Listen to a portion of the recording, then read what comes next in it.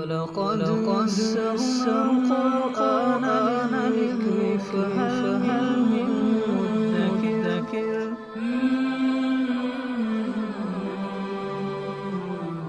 سورۃ النساء آیت نمبر 176۔ اعوذ باللہ من الشیطان الرجیم، بسم اللہ الرحمن الرحیم۔ یستفتونک قل اللہ یفتیکم فی الکلالہ ان امرؤ ہلک لیس لہ ولد ولہ اخت فلہا نصف ما ترک وہو یرثھها ان لم یکن لها ولد فإن كانت اثنتین فلہما الثلثان مما ترک وَإِنْ كَانُوا إِخْوَةً رِجَالًا وَنِسَاءً فَلِلذَّكَرِ مِثْلُ حَظِّ الْأُنْثَيَيْنِ يُبَيِّنُ اللَّهُ لَكُمْ أَن تَضِلُّوا وَاللَّهُ بِكُلِّ شَيْءٍ عَلِيمٌ۔ سورۃ النساء کی آخری آیت مبارکہ ہے، اور اس آخری آیت میں بھی وراثت کے احکامات اللہ تعالیٰ ذکر فرما رہے ہیں، جبکہ آپ نے دیکھا تھا کہ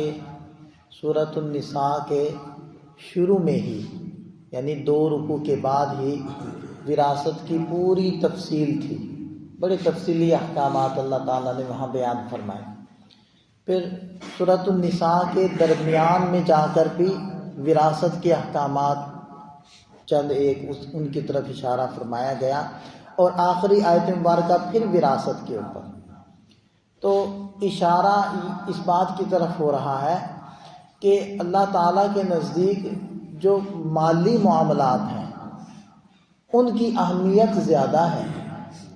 کیونکہ دیکھیں کہ بیچ میں توحید کا تذکرہ بھی آ رہا ہے، بیچ میں رسالت کا تذکرہ بھی آ رہا ہے، اہل کتاب کو بھی خطاب کیا جا رہا ہے، یا ایھا الناس سارے انسانوں کو بھی خطاب کیا جا رہا ہے، اور ان کو اعمال صالحہ کی، ایمان کی، ان سب کی دعوت دی جا رہی ہے۔ ابھی قریب میں وہ اہل کتاب نصارہ کو خطاب کیا گیا تھا، پھر یا ایھا الناس کہہ کے سارے انسانوں کو خطاب کیا گیا تھا، لیکن اخیر میں پھر وراثت، تو اشارہ کر دیا گیا کہ اللہ تعالیٰ کے نزدیک جو مالی معاملات ہیں ان کی اہمیت زیادہ ہے، کیونکہ مالی معاملات ٹھیک نہیں ہوتے تو پھر عبادات بھی انسان کی کہاں قبول ہوتی ہیں، اور وہ عبادت بھی عبادت تو نہیں رہ جاتی۔ پھر ساتھ میں یہ دیکھیں کہ یہ مالی معاملات یہ حقوق العباد کا حصہ ہیں، تو اس سے اشارہ ہو رہا ہے کہ حقوق العباد کی اللہ تعالیٰ کے نزدیک کتنی اہمیت ہے، کتنی تاکید فرمائی جا رہی ہے۔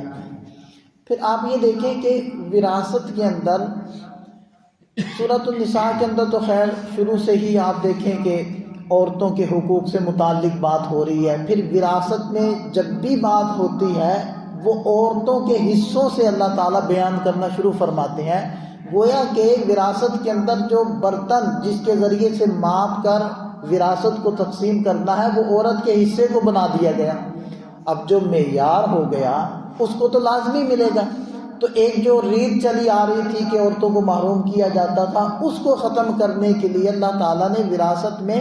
عورت کے حصے کو معیار بنایا، اور عورت کے حصے کو بار بار مختلف شکلوں میں بیان فرما دیا۔ یہاں یہ جو آخری آیت ہے اس میں اچھا یہاں کلالہ سے متعلق احکام ہے۔ کلالہ کسے کہتے ہیں کہ جس کے والدین بھی نہ ہوں اور اولاد بھی نہ ہو، اس کو کہتے ہیں کلالہ۔ تو اس کا وارث کون بنے گا؟ تو ارشاد فرمایا کہ یستفتونک، یہ لوگ آپ سے فتویٰ طلب کر رہے ہیں، مسئلہ دریافت کر رہے ہیں، کس کے بارے میں؟ کلالہ کے بارے میں۔ قل اللہ یفتیکم فی الکلالہ، آپ ان سے کہہ دیجئے کہ اللہ تعالیٰ تمہیں کلالہ کے بارے میں فتویٰ دے رہے ہیں، اس کے بارے میں احکام بیان فرما رہے ہیں۔ کلالہ آپ سمجھ گئے ہیں کسے کہتے ہیں؟ والدین بھی نہ ہوں اور اس کی اولاد بھی نہ ہو، اور اگر عورت ہے تو اس کا خامن بھی نہ ہو، وہ جو اکیلا اور تنہا ہوتا ہے نا اس کو کہتے ہیں کلالہ۔ تو ارشاد فرمائے کہ اگر کوئی مرد وفات پا رہا ہے، لیس لہ ولد، اور اس کی اولاد نہیں ہے، ولہ اخت، اور اس کی بہن ہے، ایک بہن، فلہا نصف ما ترک، تو جو کچھ مرد نے چھوڑا ہے اس کا نصف اس عورت کو ملے گا، اس کی بہن کو ملے گا۔ اور بہن سے مراد یہاں عینی ہے، حقیقی بہن، یعنی ماں باپ شریک بہن، کیونکہ ایک ہوتی ہے اللاتی، دوسری ہوتی ہے اخیافی۔ اللاتی، اخیافی اور عینی اور حقیقی، یہ 3 قسم کے رشتے ہوتے ہیں۔ باپ شریک، ماں شریک اور ماں باپ شریک۔ جو عام طور پر جو اللاتی ہوتا ہے یعنی باپ شریک، وہ بہت سارے احکام میں جو ماں باپ شریک ہوتا ہے اسی کے برابر ہوتا ہے، اسی کے احکام میں ہوتا ہے۔ لیکن جو اخیافی بہن بھائی ہوتے ہیں یعنی کہ ماں شریک، تو ان میں فرق ہوتا ہے کافی زیادہ۔ ویسے تو اللاتی میں بھی فرق ہوتا ہے لیکن تھوڑا فرق ہوتا ہے۔ یہاں جو احکام بیان ہو رہے ہیں، یہاں ماں باپ شریک بہن کے احکام بیان ہو رہے ہیں، اللاتی اخیافی کے احکام پہلے بیان ہو چکے ہیں۔ تو بہرحال ارشاد فرمائے کہ اگر کوئی مرد وفات پا رہا ہے، اس کے والدین بھی نہیں، اس کی اولاد بھی نہیں، وَلَهُ أُخْتٌ، اور اس کی ایک بہن ہے، اور بہن بھی حقیقی بہن ہے، تو ترکے میں سے آدھا اس بہن کو مل جائے گا۔ اب آپ دیکھیں کہ اگر کسی کی صرف ایک بیٹی ہو